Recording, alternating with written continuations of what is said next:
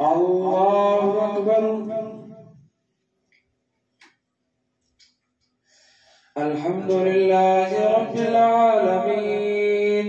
الرحمن الرحيم مالك يوم الدين إياك نعبد وإياك نستعين اهدنا الصراط المستقيم صراط الذين أنعمت عليهم غير المغضوب عليهم ولا الضالين.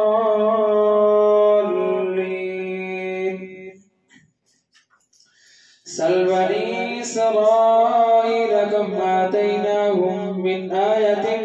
بينة ومن يبدل نعمة الله من بعد ما جاءته فإن الله شديد العقاب. زين للذين كفروا الحياة الدنيا ويسخرون من الذين آمنوا والذين اتقوا فوقهم يوم القيامة والله يرزق من يشاء بغير حساب. كان الناس أمة واحدة فبعث الله النبيين مبشرين ومنذرين وأنزل معهم الكتاب بالحق ليحكم بين الناس فيما اختلفوا فيه وما اختلف فيه إلا الذين أوتوه من بعد ما جاءتهم البينات بغيا بينهم فهدى الله الذين آمنوا لما اختلفوا فيه من الحق بإذنه والله يهدي من يشاء إلى صراط مستقيم. أم حسبتم أن تدخلوا الجنة ولما يأتكم مثل الذين خلوا من قبلكم مستهم البأساء والضراء وزلزلوا حتى يقول الرسول والذين آمنوا معه متى نصر الله ألا إن نصر الله قريب. يسألونك ماذا ينفقون قل ما أنفقتم من خير فللوالدين والأقربين واليتامى والمساكين وابن السبيل وما تفعلوا من خير فإن الله به عليم. كتب عليكم القتال وهو كره لكم وعسى أن تكرهوا شيئا وهو خير لكم وعسى أن تحبوا شيئا وهو شر لكم والله يعلم وأنتم لا تعلمون. يسألونك عن الشهر الحرام قتال فيه قل قتال فيه كبير وصد عن سبيل الله وكفر به والمسجد الحرام وإخراج أهله منه أكبر عند الله والفتنة أكبر من القتل ولا يزالون يقاتلونكم حتى يردوكم عن دينكم إن استطاعوا ومن يرتد منكم عن دينه فيمت وهو كافر فأولئك حبطت أعمالهم في الدنيا والآخرة وأولئك أصحاب النار هم فيها خالدون. إن الذين آمنوا والذين هاجروا وجاهدوا في سبيل الله أولئك يرجون رحمة الله والله غفور رحيم. يسألونك عن الخمر والميسر قل فيهما إثم كبير ومنافع للناس وإثمهما أكبر من نفعهما ويسألونك ماذا ينفقون قل العفو وكذلك يبين الله لكم الآيات لعلكم تتفكرون في الدنيا والآخرة. ويسألونك عن اليتامى قل إصلاح لهم خير وإن تخالطوهم فإخوانكم والله يعلم المفسد من المصلح ولو شاء الله لأعنتكم إن الله عزيز حكيم. ولا تنكحوا المشركات حتى يؤمنوا ولأمة مؤمنة خير من مشركة ولو أعجبتكم ولا تنكحوا المشركين حتى يؤمنوا ولعبد مؤمن خير من مشرك ولو أعجبكم أولئك يدعون إلى النار والله يدعو إلى الجنة والمغفرة بإذنه ويبين آياته للناس لعلهم يتذكرون ويسألونك عن المحيض قل هو أذى فاعتزلوا النساء في المحيض ولا تقربوهن حتى يطهرن فإذا تطهرن فأتوهن من حيث أمركم الله إن الله يحب التوابين ويحب المتطهرين نساؤكم حرث لكم فأتوا حرثكم أنى شئتم وقدموا لأنفسكم واتقوا الله واعلموا أنكم ملاقوه وبشر المؤمنين ولا تجعلوا الله عرضة لأيمانكم أن تبروا وتتقوا وتصلحوا بين الناس والله سميع عليم لا يؤاخذكم الله باللغو في أيمانكم ولكن يؤاخذكم بما كسبت قلوبكم والله غفور حليم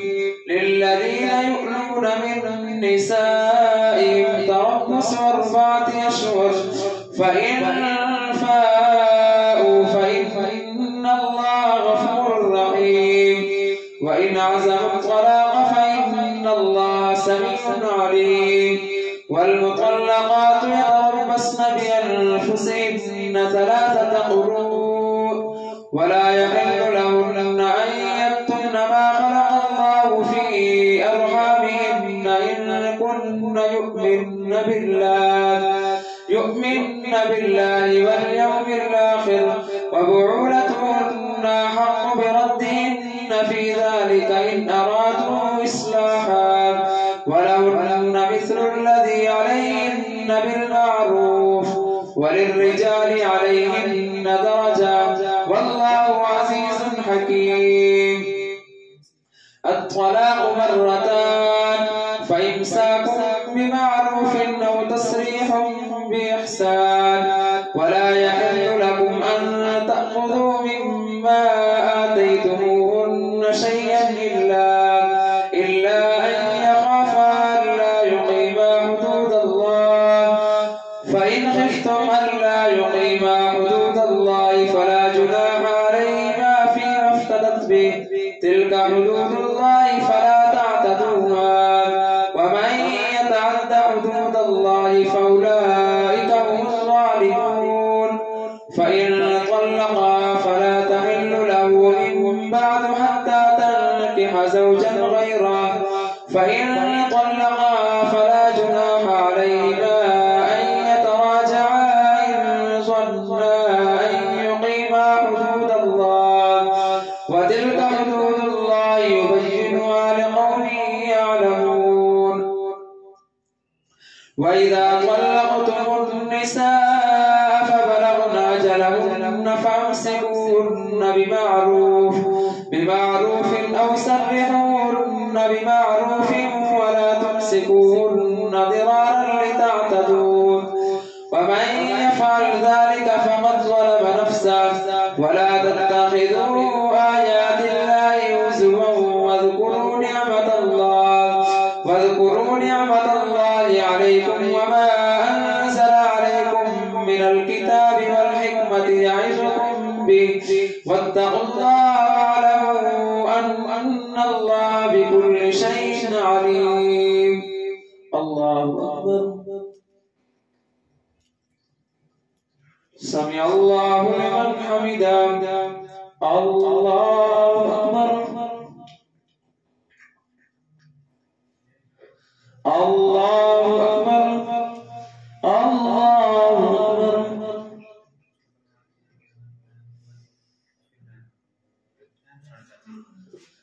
الله أكبر. الحمد لله رب العالمين الرحمن الرحيم مالك يوم الدين إياك نعبد وإياك نستعين اهدنا الصراط المستقيم صراط الذين أنعمت عليهم غير المغضوب عليهم ولا الضالين.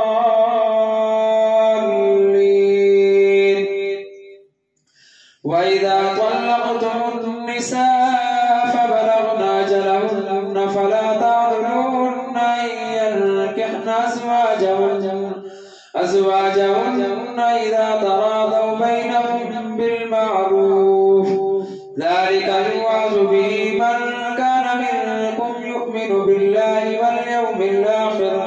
ذلكم أزكى لكم وأطهر والله يعلم وأنتم لا تعلمون. والوالدات يرضعن أولادهن حولين كاملين لمن أراد أن يتم الرضاعة وعلى المولود له رزقهن وكسوتهن بالمعروف لا تكلف نفس إلا وسعها لا تضار والدة بولدها ولا مولود له بولده وعلى الوارث مثل ذلك فإن أرادا فصالا عن تراض منهما وتشاور فلا جناح عليهما. وإن أردتم أن تسترضعوا أولادكم فلا جناح عليكم إذا سلمتم ما آتيتم بالمعروف واتقوا الله واعلموا أن الله بما تعملون بصير.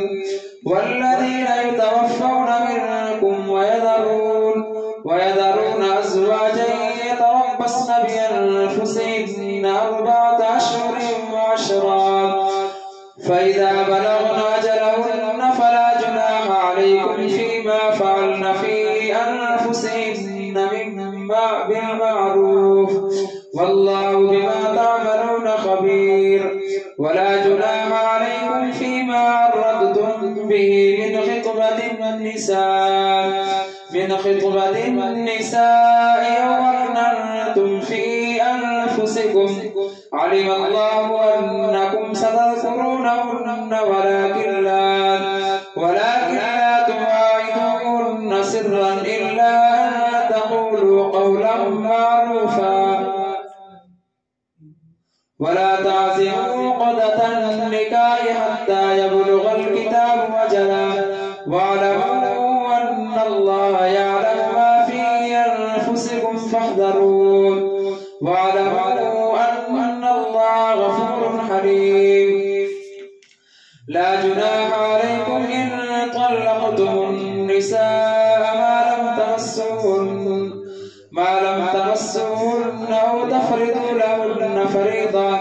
فريضة ومتعوهن على الموسع قدره وعلى المقتر قدره متاعا بالمعروف حقا على المحسنين.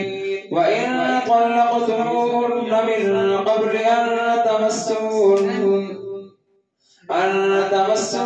وقد فرضتم لهن